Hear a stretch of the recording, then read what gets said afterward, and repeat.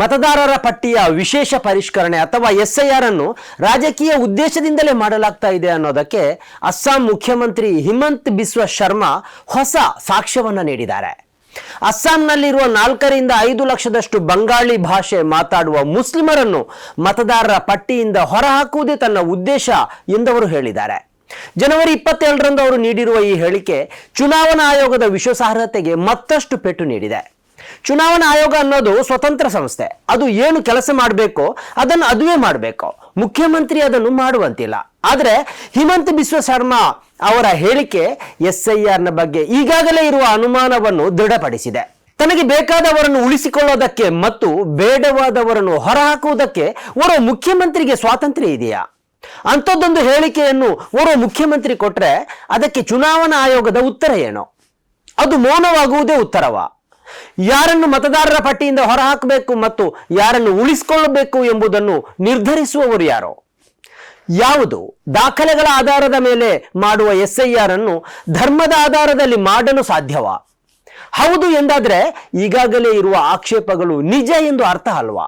आप वही कर रहे हैं. आप प्रधानमंत्री कहते हैं कि हम हिंदू मुसलमान नहीं करते. हम तो आप हिंदू मुसलमान हम तो करते हैं. मैं तो करता हूं. उसमें क्या डाउट है? ವೀಕ್ಷಕರೇ, ಇದು ಎಡಿಟರ್ ಸ್ಪೀಕ್. 4 ರಿಂದ 5 ಲಕ್ಷದಷ್ಟಿರುವ ಮಿಯಾ ಮುಸ್ಲಿಮರನ್ನು ಮತದಾರರ ಪಟ್ಟಿಯಿಂದ ಹೊರಹಾಕ್ತೇನೆ ಎಂದು ಹೇಳಿರುವ ಹಿಮಂತ್ ಬಿಸ್ವ ಶರ್ಮಾ ಈ ಹಿಂದೆಯೂ ಇಂಥದ್ದೇ ಮುಸ್ಲಿಂ ದ್ವೇಷಿ ಹೇಳಿಕೆಯನ್ನು ಕೊಟ್ಟಿದ್ರು. ಮಿಯಾ ಮುಸ್ಲಿಮರನ್ನು ಕಷ್ಟಕೀಡು ಮಾಡುವುದೇ ನನ್ನ ಕೆಲಸ ಎಂದು ಈ ವರ್ಷದ ಆರಂಭದಲ್ಲಿ ಹಿಮಂತ್ ಬಿಸ್ವ ಶರ್ಮಾ ಹೇಳಿದ್ರು.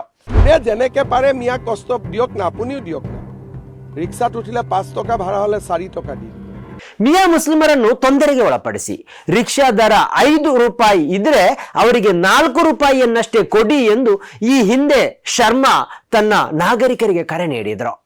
ಮದ್ರಸಾಗಳು ಶುಕ್ರವಾರ ಬಂದ್ ಆಗಬಾರದು ಎಂದು ಕೂಡ ಅವರು ಹೇಳಿದ್ರು. ಅಸ್ಸಾಂನಲ್ಲಿ ಮುಸ್ಲಿಂ ಜನಸಂಖ್ಯೆ 40% ಆಗ್ತಾ ಇದೆ. ಇದು ಜೀವನ ಮರಣದ ಪ್ರಶ್ನೆ ಎಂದು 2025ರಲ್ಲಿ ಹೇಳಿಕೆ ನೀಡಿದ್ರು. 2041ರ ವೇಳೆಗೆ ಅಸ್ಸಾಂ ಮುಸ್ಲಿಂ ಬಹುಸಂಖ್ಯಾತ ರಾಜ್ಯವಾಗುತ್ತದೆ ಎಂದು ಬೆದರಿಸಿದ್ರು. ಅಸ್ಸಾಂನಲ್ಲಿ ಹಿಂದೂಗಳು 2 ರಿಂದ 3 ಮಕ್ಕಳನ್ನು ಹೆತ್ತರೆ ಮುಸ್ಲಿಮರು 7 ರಿಂದ 8 ಮಕ್ಕಳನ್ನು ಹೆರ್ತಾ ಇದ್ದಾರೆ. ಇದನ್ನು ಅವರು ಬಿಡಬೇಕು ಎಂದು ಕೂಡ ಅವರು ಹೇಳಿಕೆ ನೀಡಿದ್ರು. ಮಿಯಾ ಮುಸ್ಲಿಮರು ಭಾರತದಲ್ಲಿ ಮತದಾನ ಮಾಡಬಾರದು, ಅವರು ಬಾಂಗ್ಲಾದೇಶದಲ್ಲಿ ಮತದಾನ ಮಾಡಲಿ ಎಂದು ಈ ವರ್ಷದ ಆರಂಭದಲ್ಲಿ ಅವರು ಹೇಳಿಕೆ ನೀಡಿದ್ರು. Assam is a polarized society. Next 30 years we have to practice politics of polarization if you want to live. If you want to surrender, then surrender. But as a Assamese, I don't want to surrender. So I will fight, I will polarize. Miya ಎಂಬುದು ಬಂಗಾಳಿ ಮಾತಾಡುವ ಮುಸ್ಲಿಮರನ್ನು ಅವಮಾನಿಸುವುದಕ್ಕೆ ಅವರು ಬಳಸುವ ಪದ. ಅಂದಹಾಗೆ ಓರ್ವ ಮುಖ್ಯಮಂತ್ರಿ ಇಷ್ಟೊಂದು ಕೆಟ್ಟದಾಗಿ ತನ್ನದೇ ನಾಗರಿಕರ ಬಗ್ಗೆ ಮಾತಾಡಬಹುದಾ? ಇಷ್ಟೆಲ್ಲ ಮಾತಾಡಿದರೂ ಸಬ್ಕಾ ಸಾಥ್ ಸಬ್ಕಾ ವಿಕಾಸ್ ಎಂದು ಹೇಳುವ ಪ್ರಧಾನಿ ಏನನ್ನು ಹೇಳ್ತಾ ಇಲ್ವಲ್ಲ? ಯಾಕೆ? ಸೌದಿ ಅರೇಬಿಯಾ, UAE, ಕತಾರ್ ಸಹಿತ ವಿದೇಶಿ ಮುಸ್ಲಿಂ ದೊರೆಗಳನ್ನು ಆಲಿಂಗಿಸುವ ಪ್ರಧಾನಿ ಭಾರತದ ಮುಸ್ಲಿಮರ ಬಗ್ಗೆ ಈ ಮಟ್ಟದ ನಿರ್ದಯ ಮೌನವನ್ನು ತಾಳ್ತಾ ಇರುವುದು ಯಾಕೆ? ಒಂದೆಡೆ ಬಿಜೆಪಿ ತಾನು ಧಾರ್ಮಿಕ ತಾರತಮ್ಯ ಮಾಡ್ತಾ ಇಲ್ಲ ಎಂದು ಹೇಳ್ತಾ ಇದೆ. ಇನ್ನೊಂದು ಕಡೆ ಅದರ ಮುಖ್ಯಮಂತ್ರಿ ಬಹಿರಂಗವಾಗಿ ಮುಸ್ಲಿಮರನ್ನು ಬೆದರಿಸ್ತಾ ಇದ್ದಾರೆ. ಮತದಾರರ ಪಟ್ಟಿಯಿಂದ ತೆಗೆದು ಹಾಕ್ತೇನೆ ಎಂದು ಹೇಳ್ತಾ ಇದ್ದಾರೆ. ಹಾಗಿದ್ರೂ ಪ್ರಧಾನಿಯಾಗ್ಲಿ ಅವರ ಪಕ್ಷದ ನಾಯಕರಾಗ್ಲಿ ಯಾರು ಮಾತಾಡ್ತಾನೆ ಇಲ್ಲ. ಏನಿದರ ಅರ್ಥ?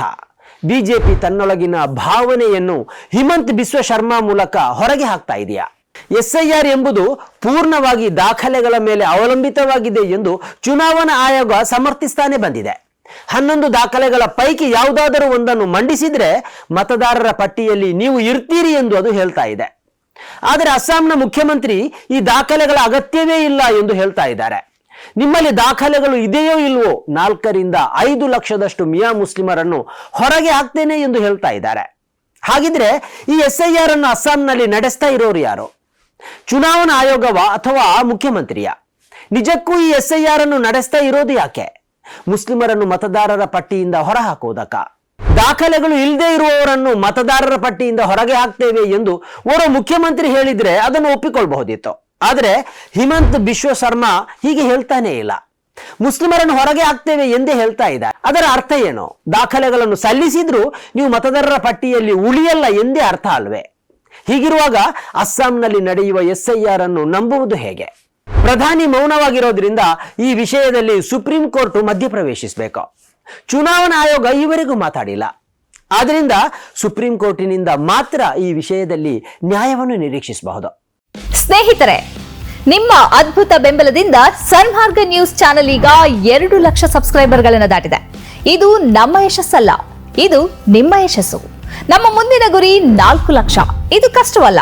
ನೀವು ಮಾಡಬೇಕಾದದ್ದು ಸಿಂಪಲ್. ನೀವು ಸನ್ಮಾರ್ಗ ನ್ಯೂಸ್ ಚಾನೆಲ್ ವಿಡಿಯೋವನ್ನ ನಿಮ್ಮ ಸ್ನೇಹಿತರಿಗೆ, ಕುಟುಂಬದವರೊಂದಿಗೆ ಹಂಚಿಕೊಳ್ಳಿ ಮತ್ತು ಅವರಲ್ಲೂ ಸಬ್ಸ್ಕ್ರೈಬ್ ಮಾಡಲು ಹೇಳಿ. ನೀವು ಶಕ್ತಿಯನ್ನು ಕೊಡಿ, ನಾವು ನಿಖರ ಸುದ್ದಿ ಕೊಡ್ತೇವೆ. ಧನ್ಯವಾದಗಳು.